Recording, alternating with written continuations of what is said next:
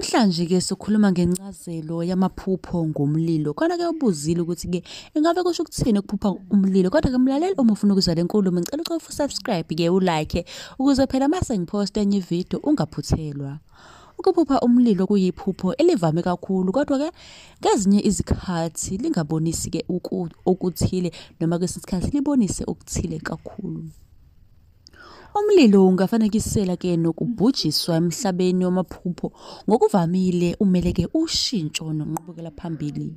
Umlilo-ke ungase-ke futhi ube uphawu lobizo lwakho lukamoya kanye nendlela ozizwa ngayo ngempilo yakho kanye nezindaba ezithile kubudlelwane-ke bakho. Ngabe ubudlelwane ubungani, ukuthandana noma-ke umndeni. Bese ngichazile-ke ukuthi namuhla sikhuluma-ke ngokuthi-ke ukusha ngabe kuchazani. Manje sesichaza-ke ukusha kwendlu ukuthi ukusha ngabe kuchaza ukuthini uma indlu isha. Iphupho lendlu-ke eshayo liwuphawu lokuthi okuthile empilweni yakho kungasongela-ke amandla angaphandle. Umlilo-ke ungase ubonise ukuba ukhona khona kwamathonga amabi empilweni yakho, kusho ukuthi khona okwemoyana nje emncane engekho mihle neze empilweni yakho. Ngase-ke futhi ube nomuzwa wokuthi-ke into oyenzayo ayilungile futhi-ke unovalo lokuthi-ke ungase ubanjwe noma ujeziswe. Uma-ke uzibona ucisha umlilo kungase kubonise-ke isidingo sokuthatha isinyathelo okumele namandla angaphandle noma ithonga. Ukuphupha amalangabi. Uma-ke uphupha amalangabi umlilo-ke lokho kuwuphawu lwamandla amaningi kanye-ke nesifiso sokuvelela. Kusho ukuthi khona ovelele kukho nje ukufisayo. Amaphupho-ke afana nalawa abalulekile ukuthi-ke uwabheke ngokwentando yakho kanye nezifiso zakho. Lokho-ke kuwuphawu lokuqaphela ukuthi kukhona ezinye izinto okudingeka ukuthi-ke uzenze ukushisa, bese-ke udedela ukuze uvule indawo yezinto ezintsha enhlizweni yakho noma empilweni yakho. Umlilo umele-ke isifiso, izinhloso, izifiso futhi-ke kuyinto enhle inqobo nje uma zingakakuqedeli wena noma abanye ocingweni.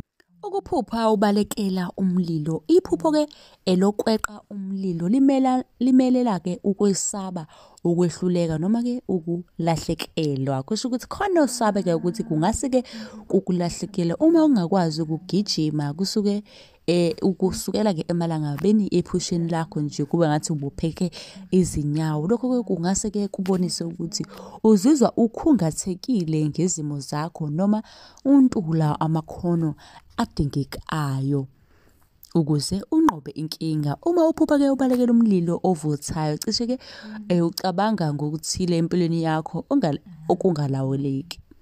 Iphupha-ke lingaba isingathekiso sokuzizwa sengathi udinga ukubaluleka isimo bese-ke uqala kabusha. Mhlawumbe-ke lokho kusho-ke umsebenzi omusha noma indlela yomsebenzi noma mhlawumbe kubaluleka-ke kobudlulane nobuthi-ke noma izimo ezimbi empilweni yakho. Ukuphupha-ke ibhilidi elivuthayo umlilo kusho ukuthi-ke sakwazi sonke amabhilidi kanjalo ukutholakala lapha eThekwini. Kubantu abaningi umlilo ovuthayo ukwakha ephusheni-ke lakho ngokuvamile-ke ifanekisa-ke umuntu noma into ethile okuphilela kwakho okuvuthayo evutha. Uzwa-ke isamba esinamandla sothando uma-ke intukuthelo ngombono okukhulunywa ngawo. Uma iphupho libonisa-ke isakhiwo osiphethe noma usebenza kuso, iphupho-ke lingafanekisa-ke imizwa yakho engaphakathi kumuntu osebenzayo noma-ke oke wakusebenzela ngaphambilini. Ukuphupha-ke ngomlilo nentuthu kusho ukuthi-ke la sibona umlilo nentuthu ndawonye. Ukuphupha intuthu nomlilo kungase-ke kube uphawu lokuthi-ke unezinkinga ezingaxazululiwe nomngani oseduze noma ilunga lomndeni noma umuntu nje osondelene nawe. Kungenzeka-ke ukuthi-ke intuthu ivala okuthile okholela-ke emlilweni okufanele uwususe. Kwesinye-ke isikhathi ekulaleni kwethu sicabanga-ke ngezindaba nezingxabano ezisikhathazayo ngaleso sikhathi. Futhi-ke ukuphupha ngentuthu nomlilo kungenye-ke yezindlela zokukhulula leyo mizwa evalile. Ukuphupha-ke ubalekela umlilo. Ukuphupha ubalekela umlilo kusho ukuthi-ke uzobhekana nezingqinamba ezinkulu nezingqinamba empilweni yakho, njengezifo obungazilindele, izinkinga zezimali kanye nokuphelelwa umsebenzi isikhathi eside. Uma-ke uphupha ubalekela umlilo kusho ukuthi-ke uziza ugwatshwe yimithwalo yemfanelo kanye nezingcindezi zempilo. Uzama-ke ukubalekela umuzwa othize, kodwa ngezinye-ke izikhathi lokho kungase kube nzima ukuthi-ke ukwenzeke. Ukuphupha-ke imoto isha lapha ephusheni, kubona imoto ivutha umlilo.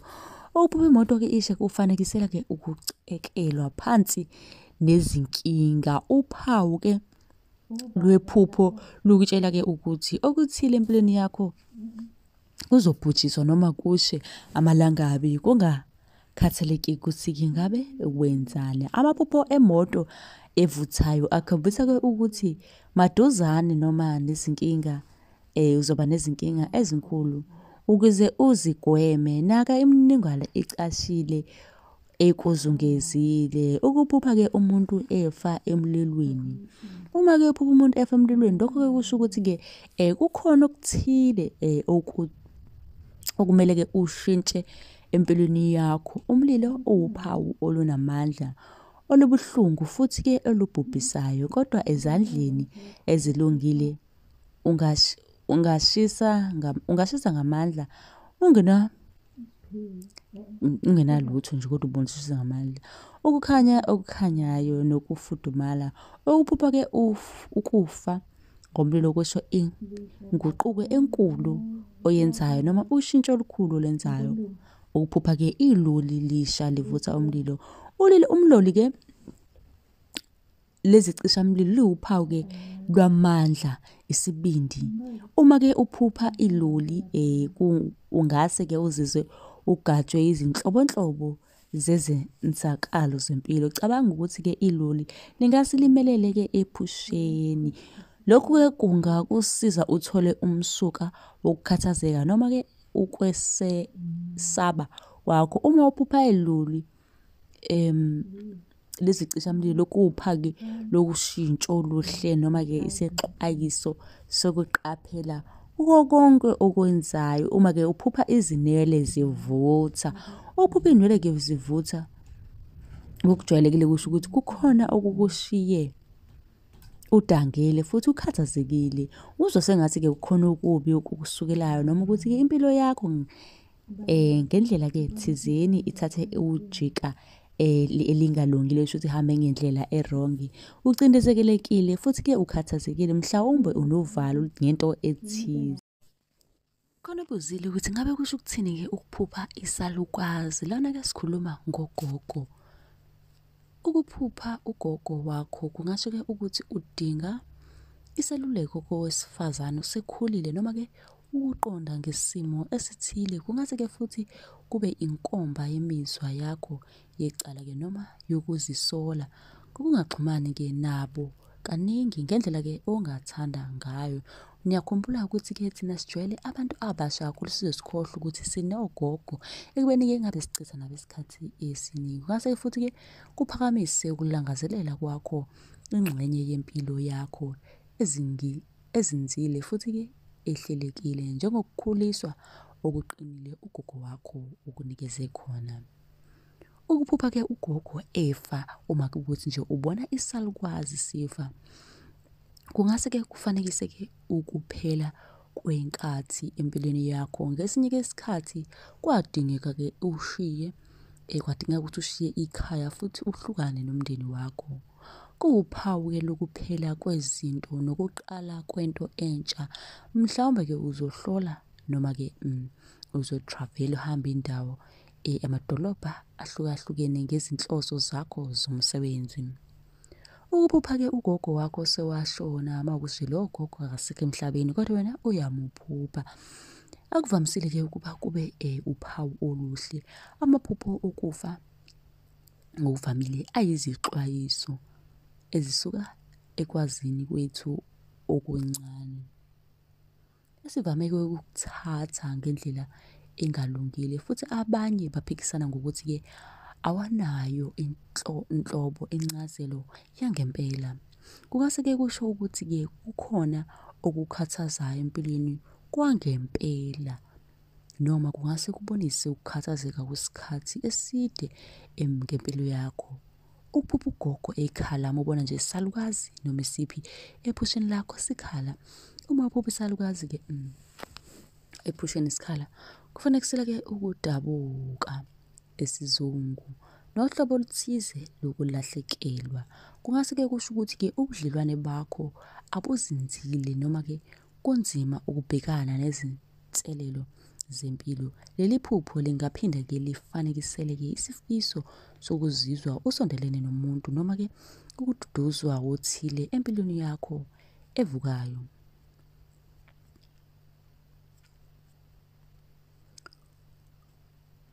Isiphetho-ke sokuphupha-ke isalukazi. Ukuphupha ugogo wakho ngokuvamile kusho ukuthi udinga iseluleko sakhe ugogo noma ukuqonda-ke ngesimo. Ngicabanga ukuthi sikuzwile-ke lokho konke kusho ukuthi-ke singazikhohlwa bakithi izalukazi, siy'thathe sizisondeze eduzane kwethu ngoba izona phela abangani bethu. Ngicela ukuthi nawe mlaleli uma ukuthi-ke khona iphupho ofisa ukuthi sikuchazele lona, ubuze-ke la kwi-comment section bese ubuza ezinye izinto ey'ningi nje ey'qondekene-ke nesintu. Uma ukuthi khona ufuna ukwazi sizokuchazela. Ungakhohlwa phela ukushawa subscribe bese uyalayikha bese uyashera i-link ucele nabangani bakho besubscribe. Khona obuzile ukuthi ngabe kusho ukuthini-ke ukuphupha usana oluncane. Lapha-ke sikhuluma ngengane encane kodwa mlaleli ngicela ukuthi ukushawa subscribe la ku-YouTube wethu nje sichaza amaphupho ukuze phela ungaphuthela yikho konke engizokufaka. Uma-ke kuwukuthi uphupha nengane encane noma-ke uphuphe uphethe ingane usana, sizokunika-ke incazelo yokuphupha-ke ingane encane. Ukuphupha ingane yakho noma-ke eyomunye umuntu encane ikhala, lokho-ke kusho ukuthi qaphela lelo phupho liyakuxwayisa. Ngabe ikhona-ke ingane eyashona encane ingenzelwanga-ke izinto lezi-ke ey'balulekile kumele zenziwe. Ngabe-ke ikhona yini ekhaya owakhipha isisu? Kusho ukuthi impendulo yakho ilele khona lapho. Kungenzeka ukuthi khona owakhipha isisu njengoba le ngane nje ilokhu uyibona njalo ephusheni ikhala noma iyenzani. Kungenzeka ukuthi ifuna niyenzele izinto ezithize. Ukuphupha-ke unengane encane usana noma ukuphupha ingane encane or umntwana, le phupho lisho inhlanhla enkulu ezokuvelela. Ingane encane iyinhlanhla. Ukuphupha ukhulelwe uzithwele kuchaza-ke ukuthi izindlela zakho zimhlophe, kunento nje enhle ezovela empilweni yakho ezayo, so ilindele. Ukuphupha ukhulelwe amawele, izindaba ezinhle kakhulu-ke lezo. Lezi-ke kunento-ke ezayo empilweni yakhe enhle kakhulu ezokumangaza. Kanti-ke ukuphupha uyiphethe le ngane izipho-ke lezi siyeza nje soon maduze. Leli phupho-ke lihle kakhulu. Kungenzeka futhi ukuthi uphuphe izingane eziningi. Ukuphupha ubeletha uteta kuchaza isifiso esihle esizofezeka ngokushesha. Ngamanye amazwi lesifiso onaso sesiyaqala siyaqhakaza, izithelo uzozibona maduze. Ukuphupha umuntu-ke ozithwele noma ukhulelwe kuchaza ukuthi kunomuntu osemndenini ozovelwa. Yinto-ke enhle kakhulu okungaba-ke ukuthola umsebenzi noma ukufezeka kwephupho lakhe kade wayelifisa. Nawe-ke mlaleli ungabuza uma ukhona-ke iphupho ofisa-ke sikuchazeleyo khona noma ngabe yini ufuna sikuchazele yona ungabuza. Ngizobuya nje nevidiyo ngiphendule umbuzo wakho. Khona buzile ukuthi ngabe kusho ukuthini ukuphupha ushayela imoto. Ukuphupha-ke ushayela imoto kusho ukuthi-ke uyakwazi ukuzilawula empilweni yakho. Ngizochazela-ke wonke amaphupho ahlangana nezimoto noma ngithi ahlangene nezimoto ukuze uzoqonda ukuthi asho ukuthini. Iphupho lokushayela imoto entsha. Empilweni yokuqaphela-ke uma sithenga imoto esikufunayo, ukukwazi-ke ukuyishayela. Siyakwazi-ke sonke lokho, kodwa-ke emaphusheni anezincazelo ezihlukile. Kusho ukuthini-ke ukushayela-ke imoto entsha? Kusho ukuthi-ke uyazethemba futhi-ke uwena okulawulayo. Akekho omunye umuntu. Kusho ukuthi-ke noma ngabe yini oyenzayo uyazilawula wena, awuphethwe yimuntu. Ngakho-ke ozama ukukwenza kwenze kakhulu. Yabo lokho ozama ukwenza kumele nje ukwenze kakhulu ngoba impumelelo yakho ihleli khona lapho futhi uyakwazi-ke nokuyilawula okumnandi. Ukuphupha ukushayela imoto ungazi. Kuke kwenzeke yini kuwe ukuthi-ke uphuphe ushayele kodwa ungazi ukuthi wenza njani? Nakuba-ke ungazi. Lokho-ke kusho ukuthi-ke ephusheni lokho awukazi-ke ukuzithola ukuleso simo. Manje akuyona-ke into enhle njengoba-ke usuke ucabanga. Lokhu-ke kusho ukuthi-ke kukhona ukuntula, ukulawula-ke futhi udinga-ke okukhunkula kufuna udinga ukucindezela kakhulu empilweni yakho. Kanye-ke nemicabango yakho nayo izothi nje ukwehla ngoba khona umuntu ozama ukukucindezela empilweni yakho avimbe nje zonke izinhlahla. Ukuphupha-ke ushayela imoto esheshayo. Uma-ke lokho-ke kuyinkomba ecacile, bayacacisa nje ukuthi-ke into ozama ukuyenza angeke iphunyuke. Kusho ukuthi-ke uma uphupha leli phupho into ozama ukuyenza ngeke iphunyuke, kumele nawe uyibambisise ngezandla zombili. Ukushayela-ke imoto enkulu. Ukushayela-ke imoto enkulu maningi amathuba alindeleke empilweni yakho futhi-ke kuzoba nezinselelo ezokufaka-ke esivivinyweni. Kusho ukuthi kuningi okusazokuvivinya kodwa-ke lokho kusho-ke okukhulu okuzayo empilweni yakho. Kusho ukuthini-ke ukuphupha ushayela iloli? Inkinga-ke ukuthi uma uphupha iloli ingenye-ke imoto-ke ezinkulu kakhulu ey'thwala-ke imithwalo. Kufana-ke nendlela yokukukhombisa ukuthi-ke ugcwele izinto okumele-ke uzenze futhi ziqala ukuba nzima. Kusho ukuthini-ke ukuphupha ushayela ibhasi? Njengoba nazi-ke ukuthi ibhasi liyindlela-ke yokuthutha umphakathi lapho abantu abaningi begibele khona futhi-ke endaweni-ke yangakini. Lokhu-ke kukhombisa-ke ukuthi uzama ukulawula izimpilo zabantu wena uqobo lwakho. Kungaba-ke umuntu oyedwa noma kwabaningi kodwa-ke kusobala ukuthi akukona-ke ukulawula empilweni yakho kodwa-ke ulawula eyabanye abantu. Kungenzeka ukuthi abantu bomndeni noma abantu osondelene nabo, abangani noma umuntu othandana naye. Iphupho lokushayela-ke isithuthuthu. Isithuthuthu-ke simele-ke inkululeko futhi yilokho ingqondo yakho ekucelayo kuwena. Cela-ke mlaleli usubscribe la ukuze-ke ungaphuthelwa yiwo wonke amaphupho engiwafakayo la kule channel.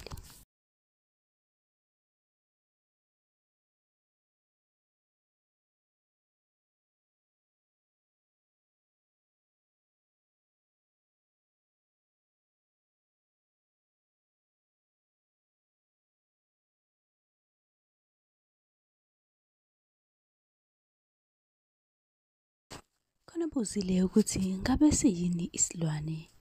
Ake sixoxe ngesilwane ukuthi-ke siyini futhi-ke sikhishwa kanjani nezimpawu zaso zithini. Ngabe-ke siyini isilwane? Isilwane ngumoya omubi owenza-ke ukungcola. Isilwane yinto ethunyelwe kumuntu ukuze-ke yenze izinto ezingasile. Ukuthunyelwa-ke kwesilwane kubuye kubizwe ngokuthi-ke ukubelethiswa isilwane noma ukutetiswa isilwane. Uma umuntu-ke ethunyelwe ngesilwane saphumelela ukumbulala, kuyaye kuthiwa-ke ushaywe yisilwane. Isilwane-ke esijwayelekile esishaya abantu inyoni. Kulapho-ke umuntu athunyelwe khona ngenyoni. Ziningi-ke izinhlobo zezilwane nemisebenzi yazo yahlukahlukene ezithunywayo ngabathakathi okungabalwa khona lezi: utikoloshe, izikhova, izimfene, imikhovu, iminci, uthekwane. Igama elithi isilwane alihlale lisho-ke isilwane esiphilayo. Umuthi owakhelwe ukubulala noma-ke ukuhlukumeza umuntu, nawo siwubiza-ke ngesilwane. Izindlela zokuthola-ke isilwane ziningi. Isilwane uyabelethiswa ngalezi ndlela ezilandelayo: umeqo, ucansi, izikhafulo. Ukubelethiswa isilwane kuzokwenza-ke impilo yakho ibe nzima kakhulu. Abanye-ke bayahlanya emva kokubelethiswa izilwane. Zonke lezo zinto azizinhle neze uma-ke zifika kuwena. Zidala izifo nokufa. Imisebenzi emibi yezilwane. Isilwane, imbangela yesilwane ukuthi ngabe isilwane usibona ngani? Nakhu usibona ngakho. Isilwane-ke siyakwenza-ke ungathandeki kubantu, ube nesidina nesicefe. Isilwane siyalala nawe ebusuku, futhi-ke siyakuklinya ebusuku.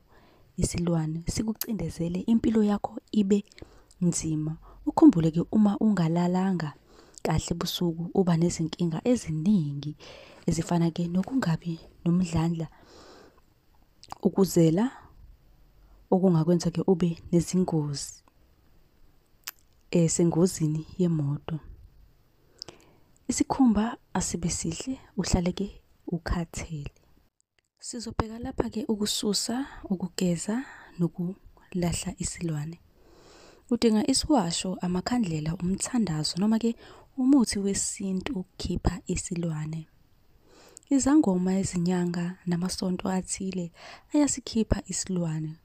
Lapha-ke sizokutshela indlela elula yokuxosha isilwane. Ngaphambi-ke kokulala, geza ngosawoti ongango-half wenkomishi noma-ke ugeze ngamanzi olwandle. Awukho-ke umoya omubi ozosondela kuwena. Uma uya enyangeni bazokugcaba bakugeze ukuze uphume isilwane. Izangoma nazo ngaphezu kokugcaba, kungenzeka isangoma sakho sidinge inkukhu emnyama, senze-ke namakhandlela ukuthi isilwane sihambe namakhandlela amnyama. Ngabe-ke usivika kanjani isichitho esingalapheki? Zijwayeze ngokugeza ngamanzi olwandle. Susa isithombe ku-WhatsApp noma-ke usethe privacy ukuthi izithombe zakho zibone ngabangani bakho. Susa-ke nezithombe public ku-Facebook. Abathakathi laba abafaka izichitho bayazisebenzisa izithombe. Faka intambo esokhalweni, lena evikelayo etholakala ezangomeni nasezinyangeni. Abathakathi-ke laba abakufaka isichitho basifaka ngezinto zakho.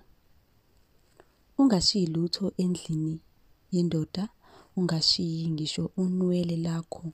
Uma unendlu yakho, makube indoda evakasha kuwena.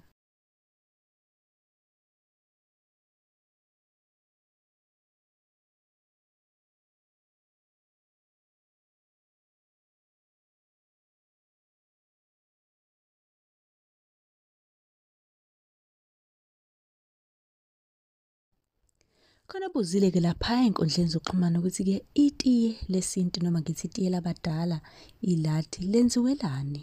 Mina nje ngizokuchazela ukuthi ngabe lenziwelani. Wena cela ushaye u-subscribe la ukuze ungaphuthela-ke mase ngifaka enye ividiyo. Izizathu zokwenziwa kwetiye labadala. Esinye-ke sezizathu zokwenziwa itiye labadala kuwukukhombisa-ke ukubonga. Amadlozi ayabongwa lapho-ke umuntu izinto zimhambela kahle. Kuyabongwa-ke ukuthi amadlozi akusingathile, akuvikele emoyeni emibi, ezingozini zemigaqo, kanye nokubonga ukuthi-ke abadala bakunike ngisho inhlanhla embalwa. Yizo zonke-ke izizathu lezi eziyaye zenze-ke umuntu athathe isinqumo sokubonga abaphansi ngetiye. Indlela-ke itiye labadala leli elenziwa ngayo. Itiye leli liyenziwa ngembuzi okanye-ke lenziwe ngenani lezinkukhu ezithile. Kodwa-ke akuphoqi ukuthi-ke kube yimbuzi noma izinkukhu. Kuya nje ngamandla akho onawo ukusuke ukuthi-ke wenze lelo tiye. Ekuqaleni nje kuqala ngokuba kushiswe impepho emsamo, kubikwe kwabadala injongo noma ngithi-ke inhloso noma isizathu sokwenza-ke itiye. Uma kuwukuthi-ke umuntu uyabonga noma wenza itiye ukucela izinhlanhla, bayatshelwa-ke abadala ngalokho ukuthi-ke lokho kudla kwabo okwenziwayo kwenziwa ngobani futhi ukwenzela siphi isizathu. Uma-ke kwenziwa itiye kugaywa utshwala besintu okubizwa-ke ngokuthi umqombothi. Kube sekulandela ngokuthi-ke kuhlatshwe imbuzi leyo noma izinkukhu-ke lezo okuzokwenziwa ngazo umcimbi. Isilwane-ke leso esisuke sihlatshiwe sidliwa ngelanga elilandelayo lapho-ke okuphekwa khona ukudla okuzodliwa nayo imbuzi leyo noma izinkukhu. Imizi-ke ayifani, kweminye-ke imizi bayawumema-ke omakhelwane uma kwenziwa itiye. Kanti-ke kule eminye-ke imizi okuboshwa khona-ke intsha nogodo